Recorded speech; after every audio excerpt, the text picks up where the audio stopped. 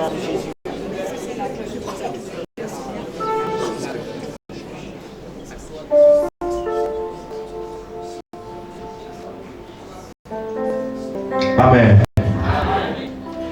Ok. On n'a pas fini. Tout ce que on n'a pas fini. On ne t'a pas encore écouté. Il y a des gens qui se cachent derrière les dos des autres. Je suis en train d'adorer, elle se cache derrière toi. Tout ce qu'il faut arrêter ça. Alléluia.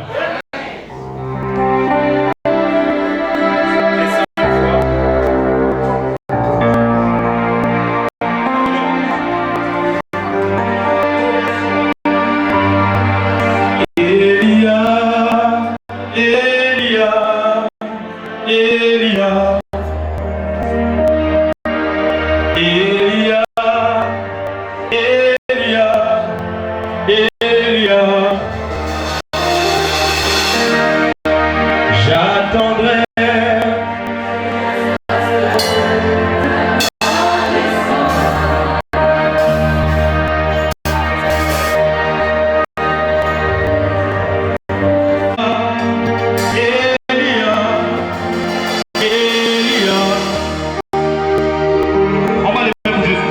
Elia.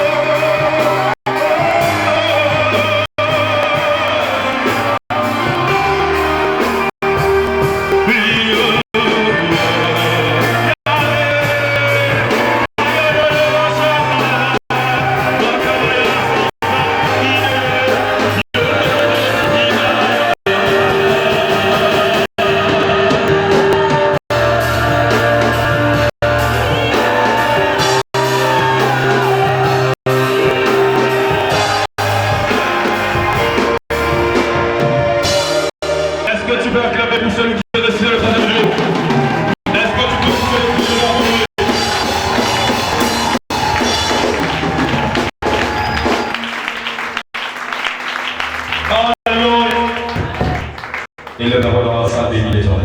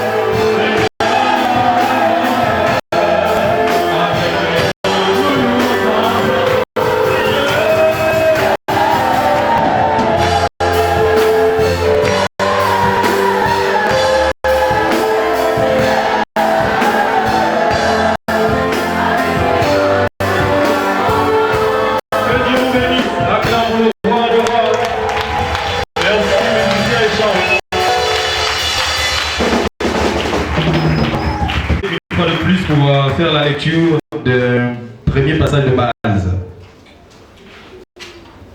C'est dans le livre de Matthieu chapitre 4. On va reprendre le premier verset. Je lis la parole de Dieu, Matthieu chapitre 4, premier verset. Alors Jésus fut amené par l'Esprit dans le désert pour être tenté par le diable. Amen. Amen. Attends d'abord ici. Que Dieu vous bénisse. Alléluia. Ce matin, nous allons parler de la tentation du monde. Alléluia. Dis avec moi la tentation du monde. C'est un peu l'amour du monde, si vous voulez.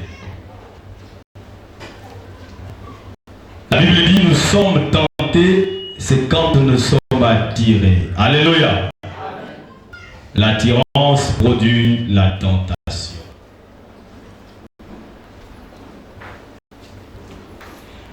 Si tu aimes la parole, dis d'abord un amen fort, on va écouter. Voilà. Gloire pour Jésus. Chacun.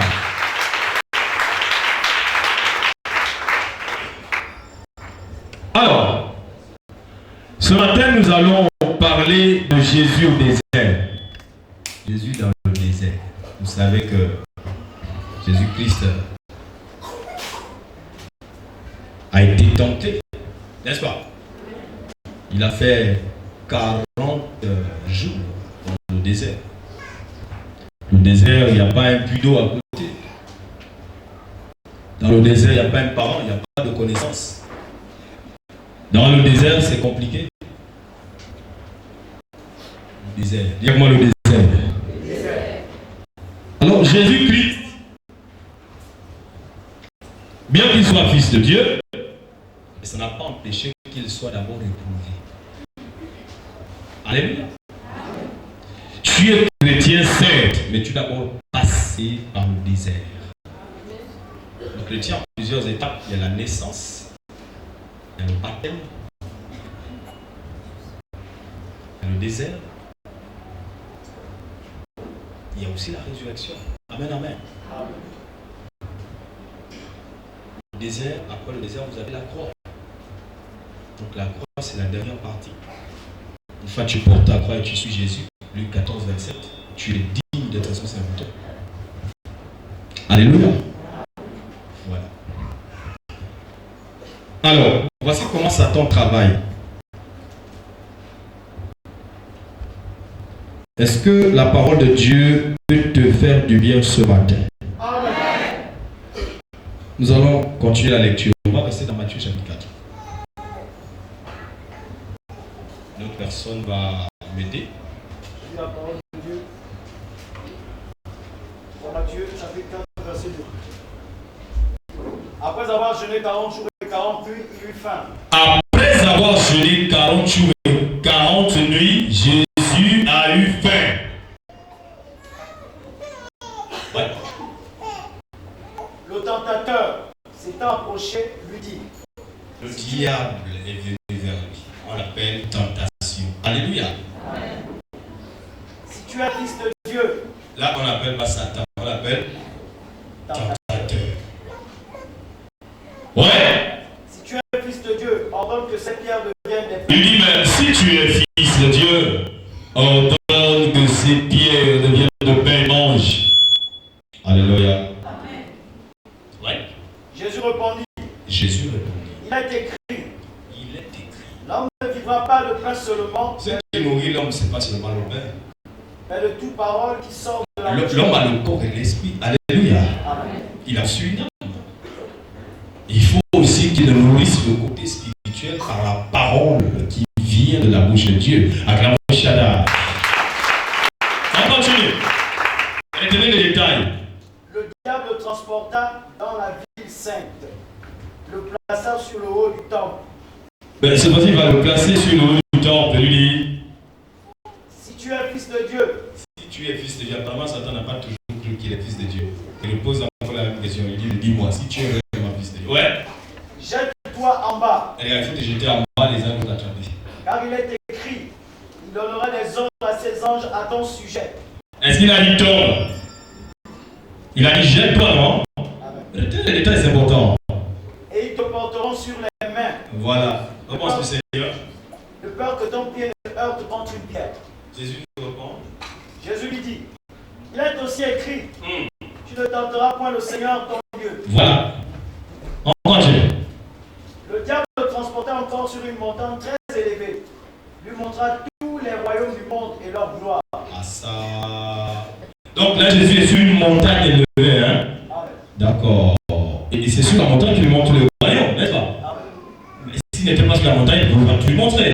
Hein? D'accord. On continue. Et il lui dit, je te donnerai toutes ces choses. Je te donne tout ça. Si tu te prosternes et m'adores. Et je te demande une seule chose, adore-moi, tu te prosternes d'abord. Jésus lui dit quoi? Jésus lui dit, retire-toi, Satan. Retire-toi, Satan. Car il est écrit. Car il est écrit. Tu adoreras le Seigneur ton Dieu et tu le serviras. C'est Dieu seul qu'on adore. Amen. Amen. C'est Dieu seul qu'on adore. Cet enseignement, on m'a demandé de vous ramener ça ici. Pourquoi Libreville a bénéficié de ça et pourquoi pas pour Gentil? Alors je ramène ça ici. Si ça t'édifie ce matin, gloire à Dieu. Acclamons Shaddai. Amen. Voilà. Dans ce passage, vous avez ce qu'on appelle la marche d'un chrétien. Et nous avons de notre côté le diable qui nous combat. Mais il combat avec des propositions qui vont avec la chair, avec la vie quotidienne. C'est ça le vrai combat du diable. Ce n'est pas le fait d'envoyer les missiles, les fusils d'obtus. Non, lui, il va plus te mettre à l'aise. Depuis le jardin d'Éden, regardez comment il parle. Genèse chapitre 3, il dit, Dieu a-t-il réellement dit? Non, mais il faut manger. Parce que le jour où tu manges, tes yeux s'ouvrent, tu es comme Dieu. Tu connais le bien et le mal. Satan aime toujours quand tu manges. Donc nous allons commencer par le chrétien. Dis avec moi le chrétien. À peine tu arrives dans l'église. Quand on prie pour toi, si tu n'es pas encore délivré, la première tentation que le diable va poser devant toi, c'est la nourriture. Disons ça. Matthieu 4, 2. Matthieu 4, 2. Après avoir jeûné 40 jours et 40 nuits, il eut faim. Le diable sait que tu passes par des temps difficiles, il y a la crise. Acclame-la. Les sorciers le savent. C'est pendant que tu as faim que le diable te propose la nourriture. Et là, on constate qu'on ne va plus prier Dieu pour ce qu'il est. On va prier Dieu pour ce qu'il fait. Quelqu'un me suit? Ça veut dire que je suis assis, moi je peux l'adorer par exemple. Je l'adore parce que je sais qu'à la fin on m'appelle pour le travail. Et ça c'est grave, tu n'as pas adoré Dieu. Là, vous avez fait ce qu'on appelle une transaction, tu l'as vendu ton adoration. Acclame Shaddai. L'adoration pour Dieu ne se vend pas, c'est un sacrifice de l'air. Comme certains qui pleurent pendant l'adoration, j'espère que tu pleures parce que l'émotion, tu réalises les paroles. Mais il y a d'autres qui pleurent leurs problèmes. Il y a d'autres qui pleurent parce que le chant dévoile ses problèmes. Et Dieu va se fâcher contre toi. Que la nourriture est venue pleurer. Et pas pour lui, c'est pour tes problèmes. Il y a des chants, par exemple, qui nous transportent. À qui irais-je? Vous pensez que si une personne qui a des problèmes écoute ça, chante. Soyez un peu sérieux. Tu es sûr qu'elle va adorer Jésus. Et tu as dit de dire à Dieu, c'est fort, c'est fort. Aide-moi, c'est fort. Or, adorer ne veut pas dire aide-moi. Adorer veut dire je te contemple, Seigneur. Tu es grand, oh, tu es beau comme ça. Tu es le seul amour. C'est ça, adorer. Amen. La première chose que Satan est en train de te mettre dans la tête, c'est tu te fous le travail. Tu te fous l'argent. Tu es fils de Dieu. Et puis tu n'as pas l'argent. Si tu étais réellement un vrai chrétien, tu n'as pas demandé aux autres 1000 francs ou 2000. transforme ces pierres en pain et mange, ça veut dire quoi?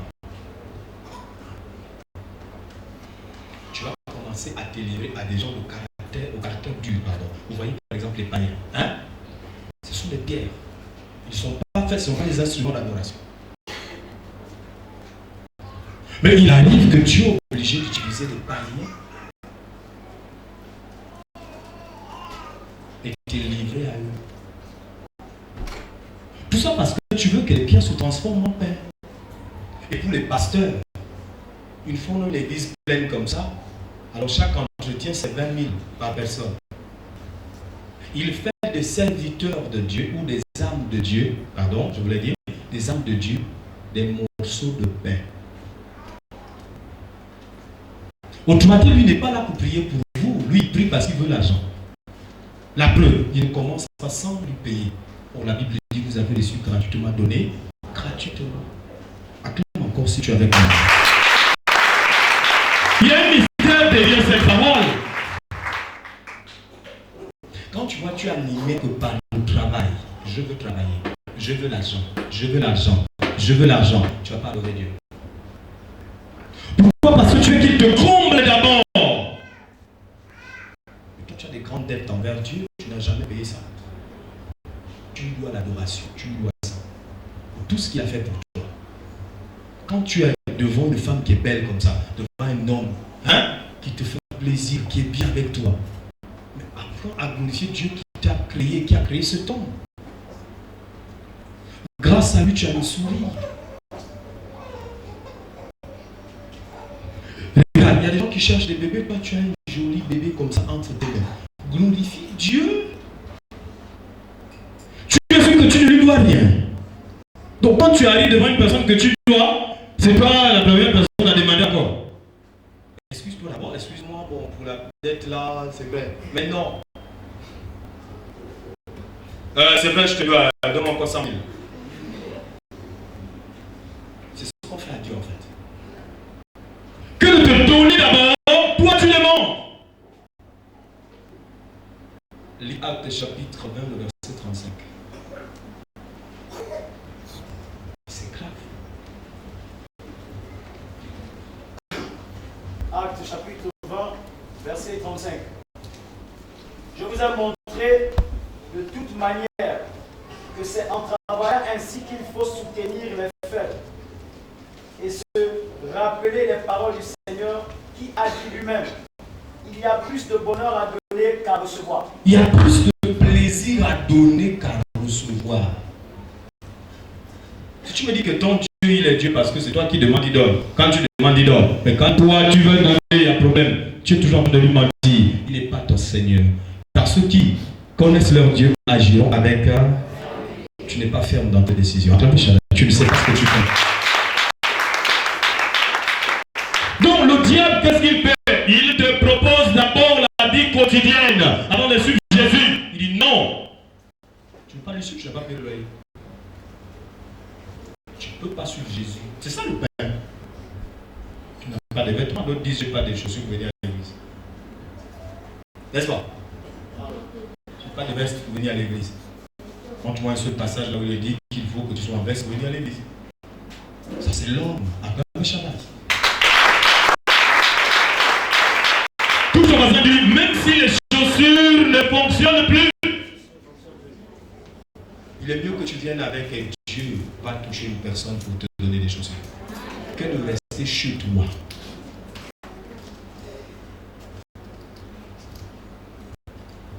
Quand tu vas chez toi, tu as fait le choix du diable. Mon congélateur est vide. Vous savez combien de mois le mien est vide? Demandez à ceux qui nettoient souvent la maison, ils vont vous dire. Il y a 3 bouteilles congelées. Vous pouvez vérifier ce que je dis, vérifier. Avec un morceau de pain au chocolat de 20 cm. Ça durcit comme ça. En fait, je n'ai pas fini et puis j'ai laissé ça. C'est ça qui a remplacé la diable. Vous m'avez vu sur l'estrade ici, ou bien en entretien, commencer à gronder les gens. C'est pas normal. Je suis l'homme de Dieu. Comment c'est dit chez moi? Pour que vous soyez bénis, donnez-moi. Ça, c'est le vol.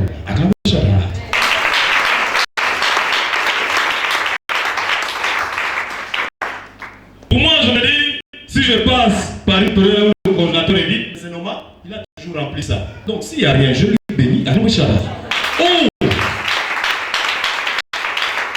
Tout à l'heure, j'ai adoré, hein? Le congélateur est vide, j'adore! Et je suis sérieux quand j'adore. Je ne suis pas en train de m'amuser. Je sais qu'il me regarde.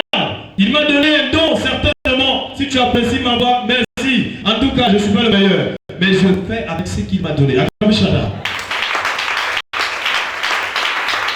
Et je cherche à bien le faire. Faut pas qu'on dise, mais lui aussi, il a mal dormi ou quoi? Quand la voix la touche, je chante pas. Je ne vais pas lui présenter une offrande bizarre. La voix est une offrande. La grande chaleur.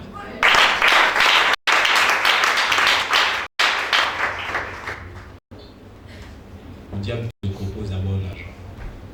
On fait comment il y a la prise. Trouble plainte avant de suivre Jésus. Ton salut s'appelle au travail. Wow. Le diable a déjà eu beaucoup de chrétiens comme ça. Ils sont tristes. Et plus tu t'attristes, Dieu, tu es en train de l'éloigner. Je ne peux pas faire ça à l'église parce que Dieu ne m'a pas encore donné. Tu vois, c'est dur, c'est dur. Non, dis plutôt à cette situation que j'ai l'argent, que je n'ai pas l'argent. Je ne cesserai de suivre mon Dieu. Acclame bien. Acclame bien.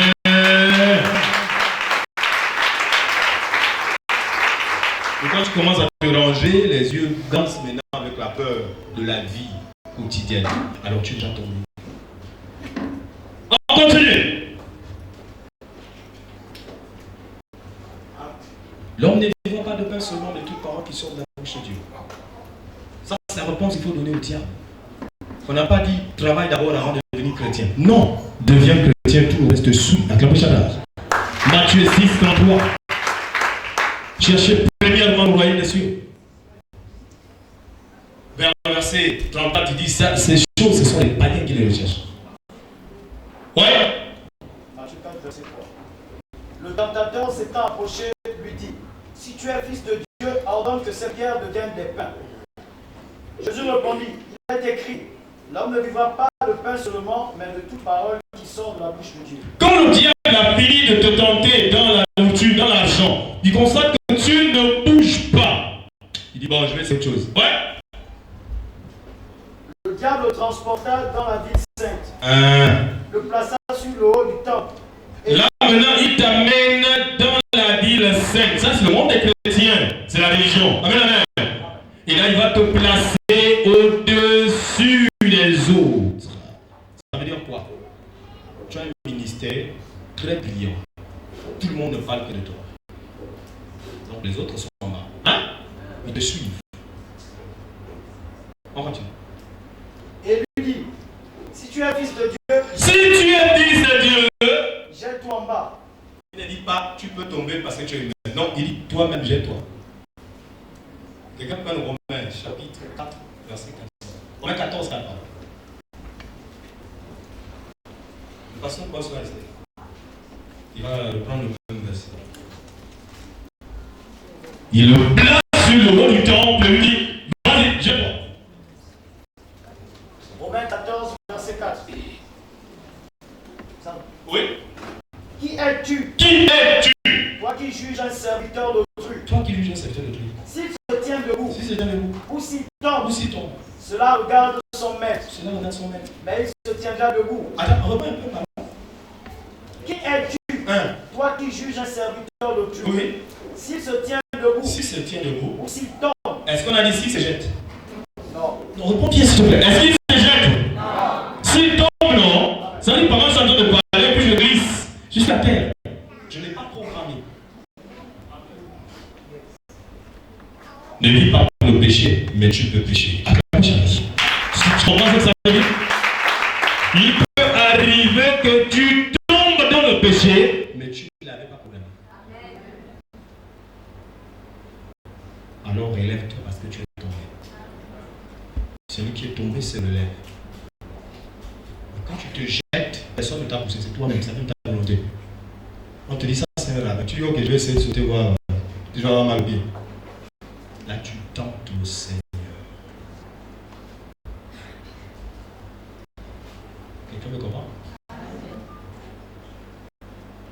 faut encore reprendre Matthieu. Le diable lui dit, si tu es fils, puisque tu es tellement élevé dans les choses spirituelles, jette-toi en bas. Pourquoi non? Il n'y a pas de problème. Hein. Tu sais, tu peux faire toute forme de délit dans l'église, il n'y a pas de problème. Toi, tu es élevé. Hein. C'est toi le king, le boss. Jette-toi. Alors, je t'explique ces paroles. Se jeter signifie. Ah, vraiment, quand je regarde Elda, j'ai envie de le voir ce soir. Je vais dire 2 mots. Tu veux bien ce que je dis. Pourquoi? Est-ce que tu as appris que c'est tel qui a divisé? Ah bon, oui. Je lui dis 2 mots. Avec son orange. Qu'elle vient. Et regarde ce que tu es en train de faire. En fait, toi, tu ne vas pas tomber dans la colère. Tu peux te jeter. Donc, quand tu vois elle, tellement c'est ce genre de programme. Bonjour. Pourquoi tu me dis bonjour? Vous voyez l'attitude, non?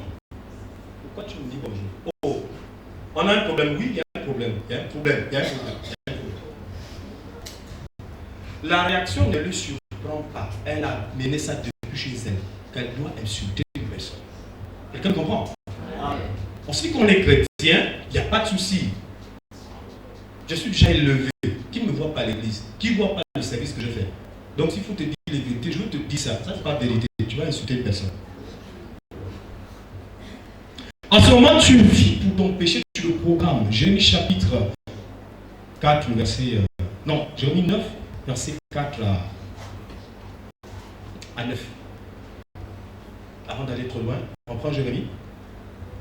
Il y a un groupe de personnes comme ça qui programment le péché. Et toi, c'est comme les boutons de la télécommande. Quand ton main rouge, c'est pour allumer la télé. Tu sais, quand tu es sorti là, il y a une victime. Tu ne reviens pas sans le gibier. En tout cas, tu es fort. Et tu es forte. Oui.